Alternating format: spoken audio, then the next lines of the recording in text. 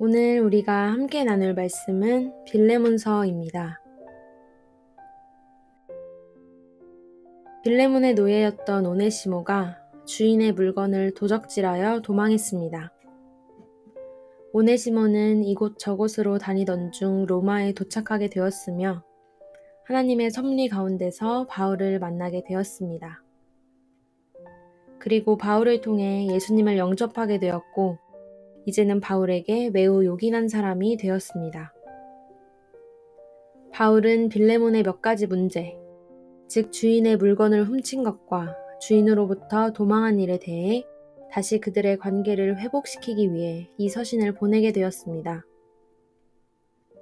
바울은 빌레몬에게 오네시모의 처지를 설명하고 그를 주인의 것을 훔쳐 도망간 자로 대우하지 말고 그리스도 안에서 사랑받는 형제로 맞이해 줄 것을 부탁합니다. 이제 각각의 내용을 살펴보겠습니다. 1절부터 7절입니다.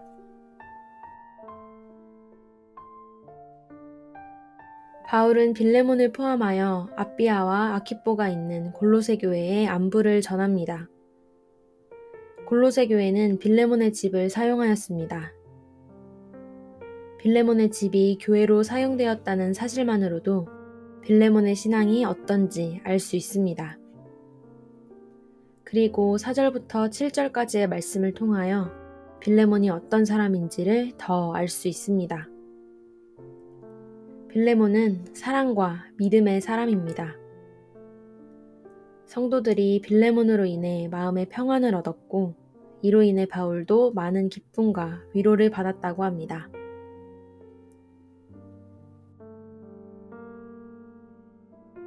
(8절부터 20절입니다) 바울은 빌레몬의 종이었던 오네시모를 위하여 간구합니다. 바울은 빌레몬에게 명할 수도 있지만 사랑으로서 간구합니다. 오네시모가 갇힌 바울에게 유익한 사람이 되었습니다. 바울은 이런 오네시모를 갇힌 중에 낳은 아들이라고 말합니다. 이전에는 오네시모가 빌레몬에게 무익한 종이었다면 이제는 바울의 신복이 되었습니다. 이런 상황에서 오네시모를 바울의 곁에 두는 것이 빌레몬을 대신하여 섬기는 것이 되겠지만 이 또한 오네시모의 상전인 빌레몬의 허락 없이는 바울이 행하기를 원하지 않습니다. 바울이 이렇게 하는 것은 빌레몬을 신뢰하기 때문입니다. 바울은 이런 신뢰를 바탕으로 빌레몬에게 이렇게 말합니다.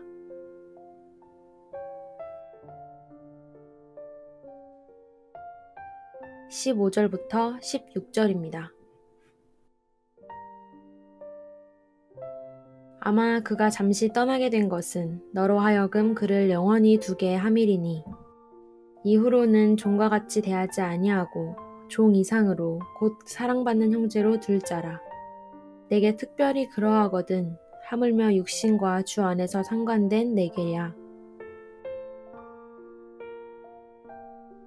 바울은 빌레몬에게 오네시모를 자신을 영접하듯이 받아들이라고 합니다.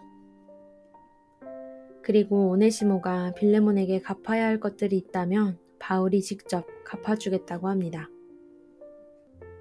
바울은 자신의 이런 간구를 빌레몬이 받아들여서 주 안에서 기쁨을 얻고 평안할 수 있도록 부탁합니다.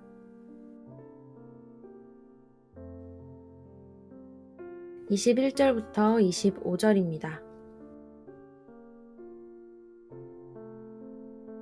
바울은 빌레몬이 바울의 이런 부탁에 대해 기꺼이 순종할 것을 확신합니다.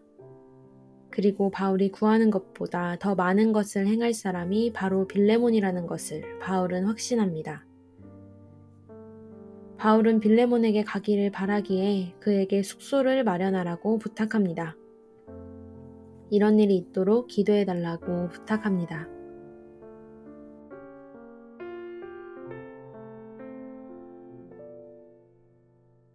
오늘 우리는 빌레몬서를 통하여 빌레몬이라는 사람이 어떤 사람인지를 보았습니다. 빌레몬은 기꺼이 하나님을 위해서 자신의 집을 내놓은 사람입니다. 그리고 그곳에 있는 성도들에게 평안을 주는 사람입니다. 또한 바울에게 기쁨이요, 위로가 되는 사람입니다. 그래서 바울이 빌레몬의 종이었다가 그에게 손해를 끼치고 도망한 오네시모를 위해 기꺼이 간구합니다. 물론 바울의 위치를 생각한다면 명령할 수도 있지만 바울은 빌레몬이 어떤 사람인지를 알기에 사랑으로서 간구하는 것입니다. 짧은 말씀 속에서 빌레몬이 어떤 사람인지를 우리는 분명하게 알 수 있습니다. 우리도 오늘의 말씀을 통해서 어떻게 하면 빌레몬과 같은 사람이 될 수 있을지 묵상해 보시기 바랍니다.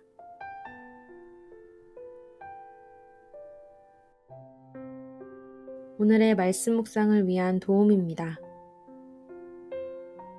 첫 번째입니다. 4절부터 7절의 말씀을 통해서 빌레몬이 어떤 사람인지를 묵상해 봅시다. 두 번째입니다. 바울은 오네시모를 위해 명할 수 있지만 사랑으로서 빌레몬에게 간구합니다.